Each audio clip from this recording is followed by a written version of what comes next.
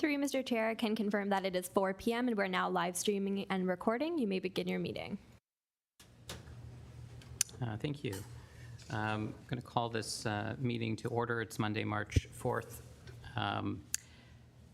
and we have quorum present. Could we begin the meeting with the land recognition statement? Certainly. We begin this meeting by acknowledging that the land on which we gather is the traditional territory of the Haudenosaunee and the Anishinaabe peoples, many of whom continue to live and work here today. This territory is covered by the Upper Canada Treaties and is within the land protected by the Dish with One Spoon Wampum Agreement. Today, this gathering place is home to many First Nations, Métis, and Inuit peoples, and acknowledging reminds us that our great standard of living is directly related to the resources and the friendship of the Indigenous people. Through you, Mr. Chair, you may proceed with your introduction. Thank you, Ms. Leach. We have members from the committee today. We have Mr. John Kappa, Mr. Don Rodbard, and myself, Isaiah Bannock. We are the members of the committee. We also have Sarah Leach and Mr. Andrew Edwards, planner with the town. This is a hybrid hearing of the Committee of Adjustment for the town of Pelham. Everyone present and viewing at home via live stream will be given an opportunity to comment on the applications being heard. Agencies commenting on applications may request that certain conditions be imposed should an application be approved. Voicing objections to these conditions will not adversely affect the committee's decision. The purpose of the application and relative correspondence will be heard, following which the applicant will be given the opportunity to address the application. During the public portion of each application, we will hear from anyone wishing to submit verbal comments or submit a written comment via email to clerks@pelham.ca, clerks@pelham.ca. Comments received following the public portion will not be considered. At the conclusion of discussion, the committee will render a decision and advise of any applicable conditions. Specific wording for conditions may be determined by the committee following the hearing. Copies of decisions will be mailed to the applicant or agent and members of the public that have submitted comments. Notices of decision can also be obtained by request to the Secretary-Treasurer. Committee members are asked to raise your hand if you would like to speak and vote. Applicants, agents, and attendees are advised that they're free to leave the webinar hearing once a decision has been made on the application. Okay, we're going to move to the agenda. Is there a motion to approve the agenda? Yes, I'll go ahead and approve the agenda. I'll second that. Okay, that's moved. Item 5, pecuniary interest. Do any members of this panel have a pecuniary interest in accordance with the Municipal Conflict of Interest Act in any of the applications to be considered at this hearing? No, none on my part. And none from me either. None. Okay, thank you. Ms. Leach, any requests for withdrawal or adjournment? Through you, Mr. Chair, there has not been. Okay, thank you. We are ready to move to the first application. The first file is A2 2024 801 Canberra Road and 1126 Maple Street. I'll turn over to you, Ms. Leach, to take us through the presentation. Thank you. Committee of Adjustment hearing Monday, March 4th at 4 p.m. The Town of Pelham is holding hybrid Committee of Adjustment hearings. A hybrid hearing involves a mixture of in-person and remote attendance and participation. The following presentations are based upon the Town of Pelham's Planning Department report and analysis. Please note that no decisions have been made prior to this public hearing. All comments received from commenting agencies and the public have been forwarded in full to the Committee of Adjustment members for their consideration and will appear summarized on the slides to follow. The Committee of Adjustment is a formal public hearing requiring decorum. This means that all comments are to be made through the chair. If you've pre-registered to speak or will be participating in person, you'll be given an opportunity to address the committee at the public portion of the meeting. If you are live streaming and wish to submit a comment live, please email clerks@pelham.ca. All comments must be received during the public portion of the meeting, otherwise they will not be considered. Inappropriate comments or interruptions from the gallery, including applauding, will not be tolerated. Please note that if decorum is lost, the meeting may be recessed and persons asked to leave. File A2 2024P 801 Canberra Road and 1126 Maple Street. The subject lands are located on the north side of Welland Road, lying west of Canberra Road. The lands are comprised of two parcels, known as 801 Canberra and 1126 Maple Street. The application seeks relief from Section 8.1.3 minimum rear yard setback to permit a setback of 2.8 meters, whereas 6 meters is required. 8.1.3 maximum side yard setback to permit a maximum side yard setback of 15.3 meters, whereas 1.2 is required.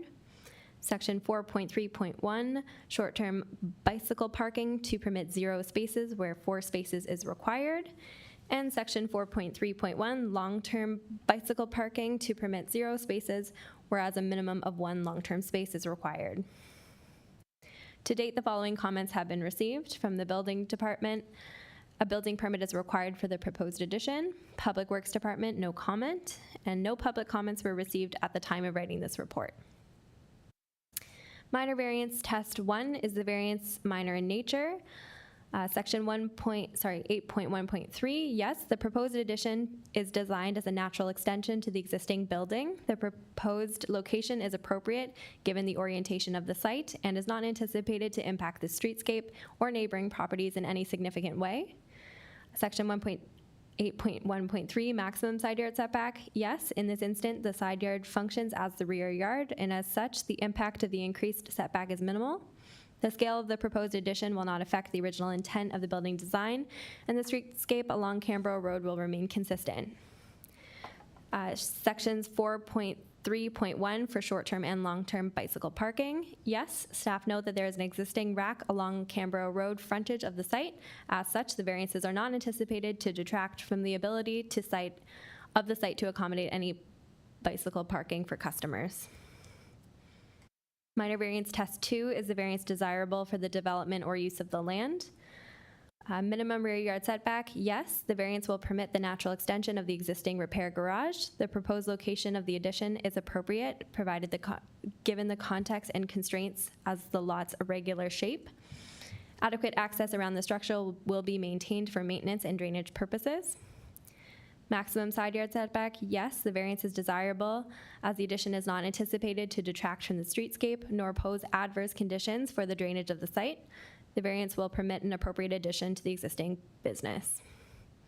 Short-term and long-term bicycle parking, yes, the variances are not anticipated to detract from the ability to park a bike for customers.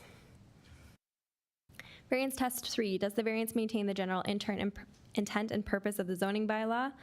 Minimum rear yard setback, yes, the intent of the minimum rear yard setback is to ensure there's adequate separation between neighboring uses. The existing structure maintains a shallow setback contributing to the streetscape. The variance is not anticipated to detract from the streetscape. Adequate separation is maintained to provide access around the structure and space from neighboring properties to the west. Maximum side yard setback, yes. The intent of the maximum side yard setback is to encourage a consistent streetscape in commercial areas and to allow for adequate space and separation between neighboring structures. The increased side yard setback is not anticipated to detract from the streetscape. Adequate access around the structure will be maintained for maintenance and drainage purposes. Short-term and long-term bicycle parking, yes. The zoning requirement for spaces ensures that the development has sufficient space for individuals to securely park their bicycles and encourages the integration of cycling infrastructure into the design and built environment. The existing rack along Canberra Road will provide adequate parking space to service the existing commercial use. Does the variance maintain the general intent and purpose of the official plan for all variance requests? Yes, the intent of the downtown designation is to maintain and promote downtown Fonthill and downtown Fenwick as the focal points for commerce and hospitality in the town, within which a pedestrian-oriented environment can be fostered. The variances will facilitate an addition to an existing commercial development and does not conflict with any policies and the fulfillment of the proposed conditions of approval. Based on the analysis, staff is of the opinion that the variances are minor in nature, conform with the general policies and intent of both the official plan and zoning bylaw, and are appropriate for the development and use of the land. Planning staff recommend that application number A2 be approved, subject to the following conditions: that the applicant enter into a site plan agreement with the town to the satisfaction of the Director of Community Planning and Development, and that the applicant obtain all necessary building permits prior to construction commencing to the satisfaction of the chief building official. And through you, Mr. Chair, we do have our agent, Mr. Joel Ripstra, present with us today. Thank you, Ms. Leach. If you would like to make any comments, you're welcome to. Or we can move to the public portion of the agreement if not. Are there any comments from the applicant? Okay. Ms. Leach, is anyone pre-registered via Zoom? We do not have any pre-registered speakers via Zoom or in person. However, you may open it up to the gallery if you wish. Okay, anything in the gallery? Any comments? Doesn't look like it. Okay. Any comments by email? Ms. Leach? Through Mr. Chair, it is 4:09 p.m. We've received no comments via email, and you may close the public portion if you wish. Okay, let's do that.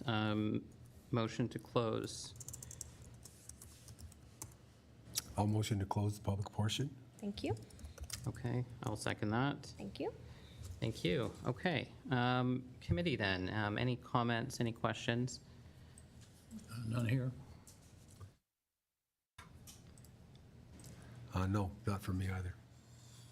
Okay, yeah, I think this is a, as was summarized by staff, a logical extension of an existing building. I think the variances satisfy the four tests, so I'm happy to support this. And I think that's it. Are we ready for a vote?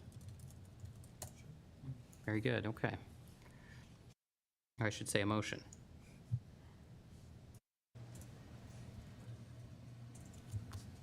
Let's see here. I'll motion to move forward to a vote at this time. Second that? Okay, so sorry, if I understand correctly, I have a motion to approve by member Kappa, seconded by member Rodbard, and if you'd wish to read out the reasons why you would like to approve. Well, on my end, I think it makes, very simple sense what you're trying to accomplish here. I think it's, it's nothing out of the ordinary, and you're trying to stay within the same kind of concept that's already on the property, so it's not a major change. Now, of course, the building portion of it comes later. I know that all comes later, but yeah, I think I'm definitely supporting this. Absolutely. Okay, thank you for that. I'm happy to move a motion to support the variances on the following reasons. The variances are minor in nature as they do not have any no adverse impacts are anticipated. The side yard it does function as the rear yard. The variances will not detract from the ability of the site to accommodate bike parking for customers. The purpose and intent of the zoning bylaw is maintained. The purpose and intent of the official plan is maintained, and the proposal is desirable for the effective use of the land as it will permit the natural extension of the existing repair garage. This application would be granted without prejudice to any other application in the town of Pelham. And the Committee of Adjustment has considered the written and oral comments and agrees with the minor variance report analysis and recommendations that this application meet the planning test for minor variance. This approval would be conditional on two items, the first being to obtain the necessary building permits, and the second being to enter into a site plan agreement with the town's planning department. Thank you, Mr. Chair. As all members have indicated they support the application, this application is hereby approved. We will now move to our next application on the agenda, being A3 2024P. And I will allow Jody to share our presentation. Thank you. A3 2024P 27 Milburn Drive. The subject land is located on the north side of Welland Road, lying between Woodside Square and Milburn Drive. The application seeks relief from Section 3.1C, Accessory Uses, Buildings and Structures, requesting an accessory building be permitted a front yard setback of 2.18 meters, whereas accessory structures are not permitted in the front yard. Section 3.33B, swimming pools, requesting a setback of 2.53 meters to a front lot line for pool circulating equipment in an enclosed building, whereas circulating equipment is not permitted closer to any street than the required yard for the main building or structure. To date, the following comments have been received. A building permit is required for the proposed accessory structure.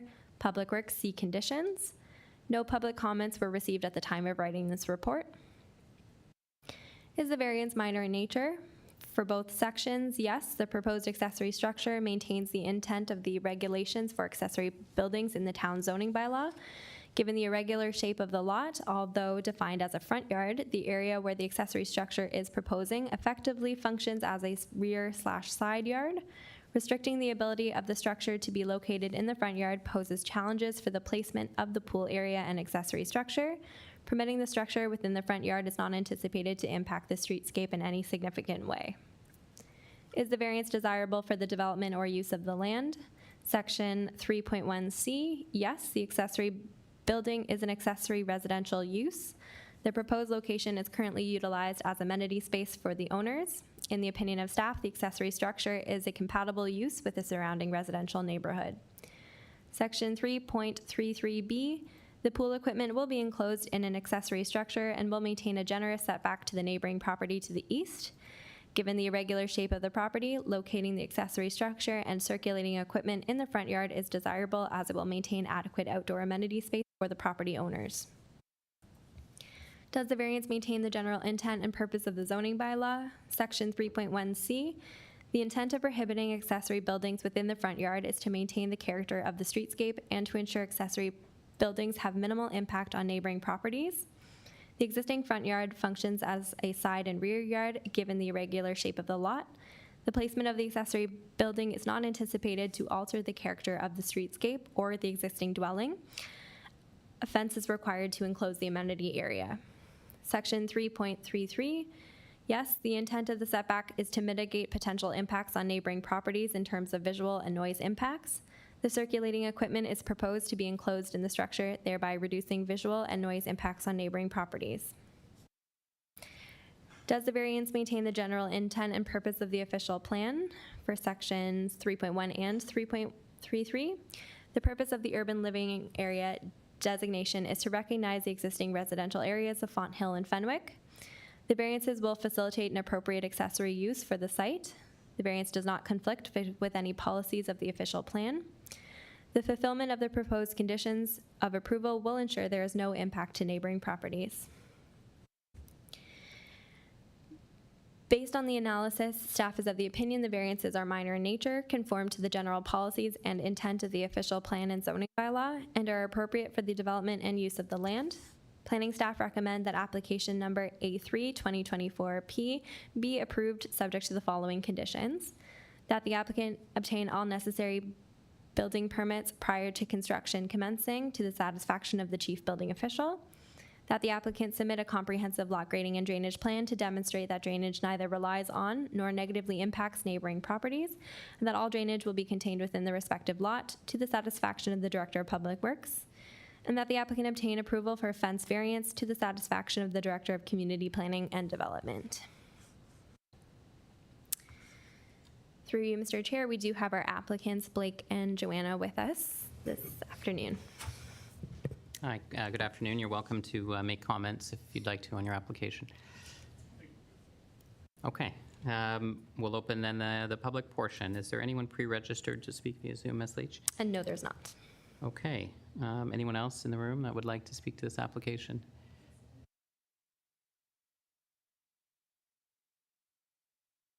Nope. Okay, it doesn't look like anyone else is looking to speak. How about any emails? Have we received any emails? Through you, Mr. Chair, it's 4:18 p.m. We have received no emails, and you can close the public portion. Okay, is there a motion to do that? Yeah, sure. I'll second that. Oh, sorry, I'll second that. Thank you. Okay, that closes the public portion of the meeting. Any comments, questions from the committee? None? Nope, not from my end. I am happy to support this variance as well. I think it's a logical use of the property. I can see that it satisfies the 4 tests under the Planning Act. I understand the variances really arise because of the shape of the property, and that the purpose of the pool equipment being in the corner of the property makes the most sense for a number of reasons and satisfies the tests under the Planning Act. So I'm happy to support it for that reason. I found your letter very helpful as well, so thank you for that. Just really a technical question for Mr. Edwards. I noticed there was reference to a pool permit, and then the conditions refer to a building permit. Maybe this is a silly question. Is a pool permit and a type of building permit, are they the same thing? Through the chair, a pool permit is actually a separate permit process through the town's bylaw department. So that may have been a typo in the conditions. Okay, so is it that there is a building permit and a pool permit? Are both items required? Through the chair, that's correct. Both a building permit and a pool permit will Okay. be required. Okay, appreciate that, thank you. So I'm happy to support that. We will need to just clarify the condition, which I know was the intent, to have both building permit and a pool permit. So is there a motion to, advance this? Just one question here. Yes, So thank when you. under the conditions, obtain all necessary building permits, that probably would include all of them, right? I guess that's why. Well, I think that was the nature of my question, is the Yeah, building permit is right. separate from a pool permit under a separate bylaw. So the condition should require a building permit and Okay. a condition for a pool permit. Okay. Through Mr. Chair, I would be happy to clarify that language as a condition if a member puts forward that requirement in motion. Okay, I'm happy to do that. So I'm happy to Yes. amend condition 1 to say obtain all necessary building permits and pool permits. Absolutely. And do we have a seconder for that amendment? I'll second that. Thank you. Okay, thank you. Are we then ready to advance this with the amended conditions? Did you want to read it? Sure. Okay. Okay, we're dealing with file A3-2024P, 27 Milburn Drive, Pelham. Applications are made for a minor variance of front yard setback of 2.1 meters for an accessory structure and a setback of 3.33 meters to a front lot line for pool circulating equipment. And the application is granted, and the reasons: the variances are minor in nature as no adverse impacts are anticipated. The intent of the zoning bylaw is maintained. The intent of the official plan is maintained. The proposals are desirable for the land as it will facilitate the construction of accessory building on an irregular triangular shaped lot. It will maintain adequate outdoor amenity areas for the property owners, and locating the circulating equipment in the accessory structure will provide a visual and noise buffer for the machinery. The applications are granted without prejudice to any other application in the town of Pelham. The Committee of Adjustment considered the written and oral comments and agrees with the minor variance report analysis and recommendation that this application meets the Planning Act tests for minor variances. There are conditions. Obtain all necessary building permits, and that includes a pool permit. Obtain a fence variance and submit a comprehensive lot grading and drainage plan. And I think that's it. Did you want to? Okay. Okay, I can second that. Thank you. Okay, those variances have been approved. So we can then, that's the last item on our agenda, so we can move, or sorry, last variances to be considered on our agenda. So happy to move to item 9, the minutes for approval. Is there a motion to approve the minutes from February 5th, 2024? I motion to approve. And I will second that. Thank you. Okay, that takes us to the end. Motion to adjourn. I motion that we adjourn the meeting. Thank you. Okay, seconded. Seconder, thank Yeah. you. Thank you. You're welcome. Perfect.